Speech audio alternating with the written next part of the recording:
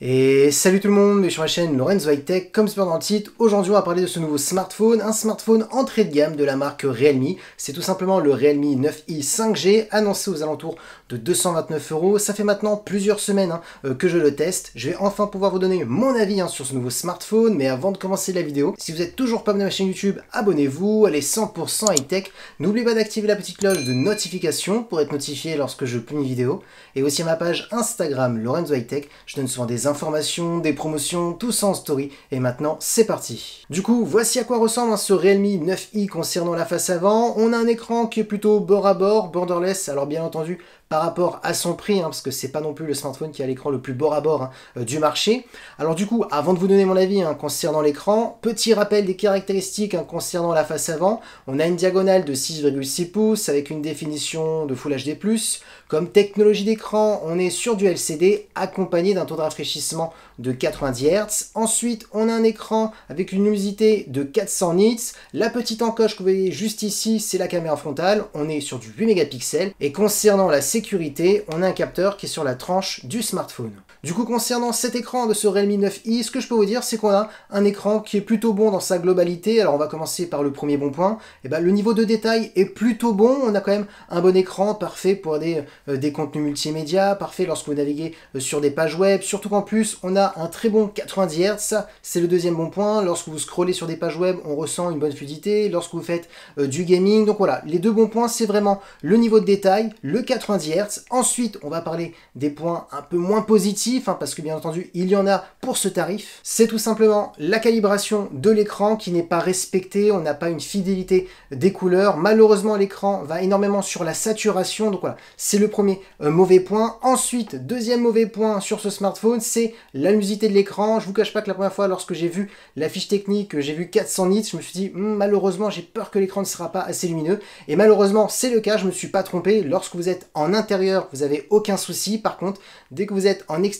qu'il y a un peu trop de soleil, malheureusement, vous apercevez pas tout ce qu'il y a sur l'écran. Donc voilà, c'est vraiment le deuxième mauvais point. Ensuite, concernant la sécurité, concernant le capteur d'empreinte qui est juste ici, sur la tranche du smartphone, ce que je peux vous dire, c'est qu'il est tout simplement excellent. Le smartphone se débrouille très rapidement. Dès que vous posez votre doigt, directement, l'écran s'allume. Donc voilà, franchement, il n'y a rien à dire. La sécurité est au top. Maintenant, parlons de la partie photo. Alors, petit rappel des caractéristiques. On a un capteur principal de 50 mégapixels, un capteur de profondeur de champ et un macro de 2 mégapixels. Alors, on va pas se le cacher, le seul capteur qu'on va vraiment utiliser, qui est le meilleur sur ce smartphone, c'est vraiment le capteur principal de 50 mégapixels. Alors, tout de suite, ce que je peux vous dire, c'est que pour un smartphone entrée de gamme à ce tarif, on a des clichés qui sont très corrects, franchement. Le capteur de 50 mégapixels est plutôt bon, on arrive à capter énormément de détails, donc franchement parfait si vous voulez un petit smartphone pas trop cher pour faire de belles photos lorsque vous partez en vacances, pour poster sur les réseaux sociaux. Franchement, je vous dis tout de suite, ça suffit largement. Maintenant, si on veut un petit peu titiller les choses, c'est-à-dire oublier qu'on est sur un smartphone entrée de gamme, quels sont réellement les points négatifs concernant la partie photo, et ce que je peux vous dire, c'est qu'on n'est pas sur des photos qui sont très fidèles, on exagère un petit peu au niveau des couleurs, donc oui, on a de la saturation, donc ça serait le défaut qu'on pourrait dire de ce smartphone, mais en même temps, on est sur un smartphone entrée de gamme, et souvent, c'est le problème qu'on retrouve chez tous les autres constructeurs pour les smartphones entrée de gamme à ce tarif, c'est souvent on exagère sur la saturation pour embellir les photos, donc du coup, on perd ce côté naturel. Mais vu qu'on a un très bon niveau de détail avec ce smartphone, et pour son tarif, je trouve ça reste très raisonnable, ce n'est pas grave qu'on exagère un petit peu sur la saturation.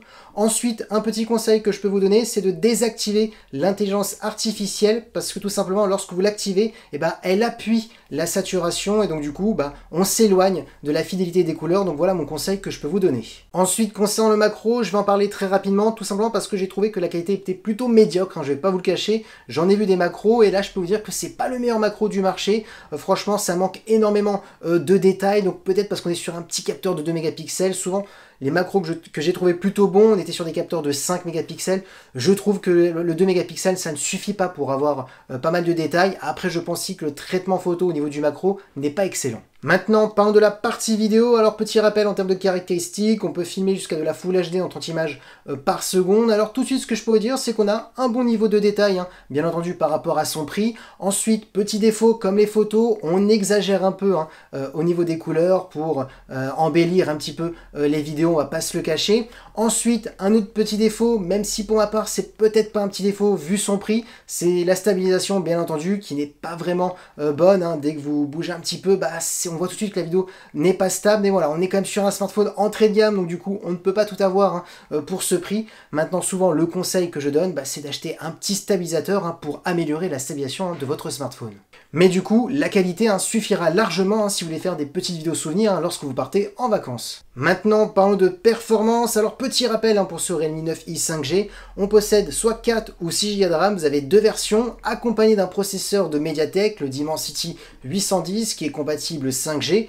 Pour les gens qui ne connaissent pas ce processeur, un équivalent chez Qualcomm, on serait sur un Snapdragon 680. Donc franchement, ce que je peux vous dire sur ce smartphone, c'est que vraiment, on est sur un smartphone qui est très performant par rapport à sa gamme, parce qu'il faut quand même se le rappeler, on est sur un smartphone entrée de gamme. Ce que je peux vous dire, c'est que j'ai testé pas mal d'applications gourmandes, des gros jeux vidéo comme Call of Duty mobile, et ce qui m'a plutôt surpris, c'est qu'on a pu jouer sans aucune latence, parce que souvent, je teste des smartphones à ce tarif qui a du mal à faire tourner Call of Duty mobile, et là, j'ai carrément pu mettre les graphismes jusqu'à moyen, ou souvent pour le même prix je dois mettre les graphismes dans faible. J'ai même aussi pu mettre le taux de rafraîchissement jusqu'à élevé et ça fonctionnait parfaitement. Donc ce que je peux vous dire, c'est que oui, si vous achetez ce smartphone entrée de gamme de Realme, bah, vous pourrez faire des gros jeux vidéo comme Call of Duty mobile sans aucun ralentissement. Vous aurez aussi aucun souci à laisser pas mal d'applications en arrière-plan, pas mal de choses en arrière-plan, et vous aurez pas de ralentissement. Donc ça, franchement, je peux vous dire qu'il y a une très bonne gestion au niveau des performances, donc ça c'est vraiment un bon point qu'il faut vraiment noter. Ensuite, en termes de stockage, vous aurez deux choix, soit une version à 64 Go, soit une version à 128 Go. Maintenant, si ça ne vous suffit pas, le bon point c'est qu'on peut étendre la mémoire avec une carte micro SD.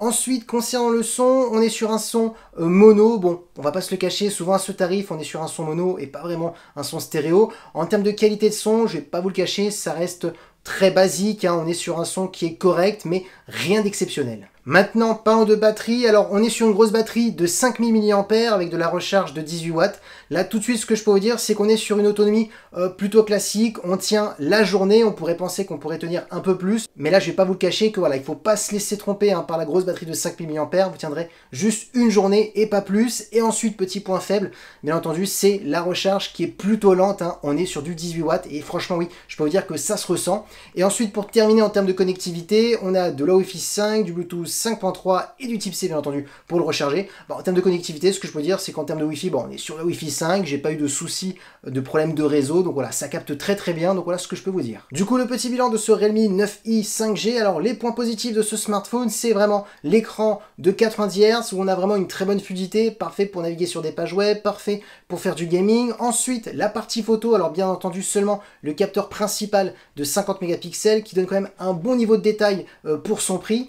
Ensuite, bien entendu, le processeur de MediaTek, le Dimensity 810, qui est très bon parce que pour ma part, pour ce tarif, pour ce smartphone entrée de gamme, on arrive quand même à faire tourner un gros jeu comme Call of Duty Mobile avec les graphismes jusqu'à moyen. Donc franchement, ça c'est un bon point. La 5G aussi, qu'il faut noter. La batterie aussi, qui tient plutôt bien. On tient une très bonne journée avec une bonne utilisation très intensive. Maintenant, les moins, c'est bien entendu la calibration de l'écran qui n'est pas vraiment bonne. On exagère un petit peu au niveau des couleurs. Ensuite, bien entendu, concernant la partie vidéo, j'aurais aimé pouvoir filmer jusqu'à de la Full HD en 60 images par seconde parce que là oui on est bloqué à du 30 images par seconde. Et ensuite la recharge qui est plutôt lente, on est sur du 18 watts. Donc voilà les points négatifs que j'ai notés sur ce smartphone. Du coup, pour qui il est destiné ce smartphone? Ce smartphone il est destiné à une personne lambda qui ne veut pas non plus toutes les dernières technologies, qui ne veut pas mettre énormément d'argent. Là ce que je peux vous dire, c'est qu'une personne lambda qui veut faire quand même du gaming, faire des photos par-ci par-là et tenir largement une journée, il suffira largement. Donc voilà pour qui il est destiné ce Realme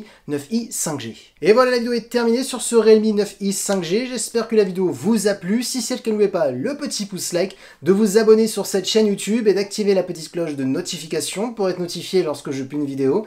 Et aussi à ma page Instagram, Lorenzo High Tech, je ne sois des informations, des promotions, tout ça en story. Et maintenant, je vous dis à très bientôt.